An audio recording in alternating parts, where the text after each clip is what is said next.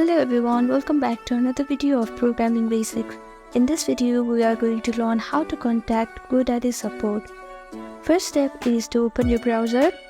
Now on the search bar, simply type in godaddy.com and it will lead you to a home page of the GoDaddy website.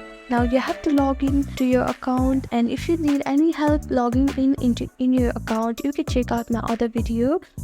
Now after that, on the navigation bar you can see contact us option. Click on it, and here you can see two different options. You can directly chat with them regarding any issue that you are facing, or you can directly call on this number that is provided here, and within this time limit, which is from 9 AM to 7 PM every day.